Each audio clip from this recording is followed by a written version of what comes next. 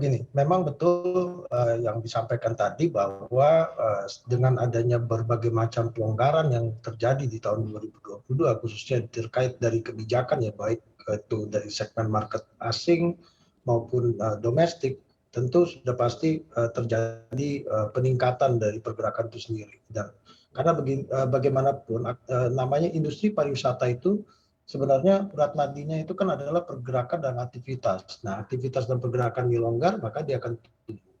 Namun ada juga yang mesti diingat bahwa peningkatan yang terjadi itu juga masih berbanyak hal ya tantangannya kalau kita bicara industri hotel dan restoran. Khususnya di sini industri yang hotel dan restoran itu yang berada di luar Pulau Jawa.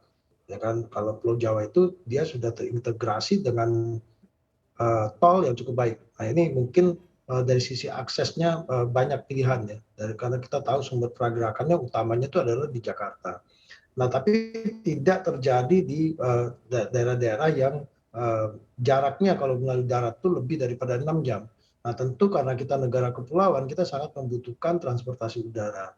Nah ini yang menjadi kendala saat ini dengan adanya relaksasi atau pelonggaran terkait kebijakan. Namun tantangan ke depannya itu adalah bagaimana aksesibilitas ini khususnya transportasi udara ini pemerintah dapat mencari solusinya.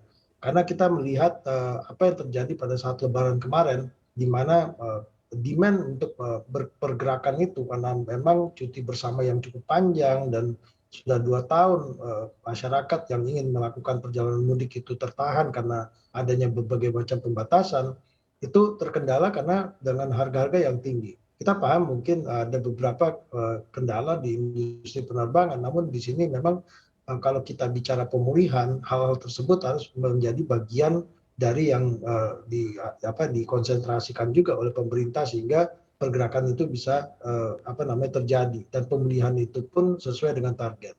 Karena Baik. traffic itu juga belum menyelesaikan dari pendapatan ya Mbak ya. Ada 2 hal ya, peningkatan traffic itu belum mengimbangi dari sisi pendapatan yang berhubungan dengan daya tahan nantinya.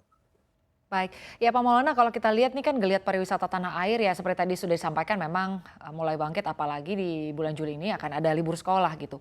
Bagaimana persiapan PHRI dalam menyediakan akomodasi misalnya seperti penginapan dan lain-lain?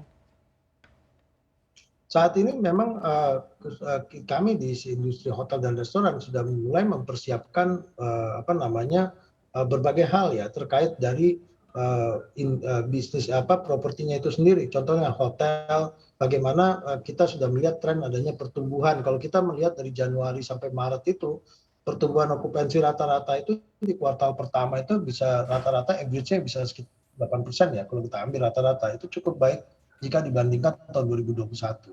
Nah, kecuali bulan April karena itu bulan puasa ya, Mei-nya terjadi peningkatan lagi. Nah, kalau ditanya bagaimana persiapannya, tentu persiapan itu adalah karena ini momentum ya, libur sekolah ada 3 momentum, nah Lebaran, libur sekolah dan Natal Tahun Baru. Libur sekolah ini menjadi satu momentum juga untuk potensi peningkatan itu ada. Nah, selain juga libur sekolah juga kuartal semester 2 ini juga ada potensi kegiatan-kegiatan korporasi yang juga tendensinya umumnya meningkat gitu Mbak. Jadi kalau dikatakan persiapan pasti mereka sudah mempersiapkan diri untuk memperbaiki atau melakukan maintenance terkait propertinya. Demikian Mbak. Iya, Pak Maulana kalau kita lihat begitu ya kondisi saat ini kan kita ini sedang kekurangan armada penerbangan begitu ya Pak dan harga pesawatnya juga melambung tinggi begitu. Nah apakah ini akan berimbas begitu terhadap jumlah wisatawan baik mancanegara maupun domestik untuk bepergian di tanah air?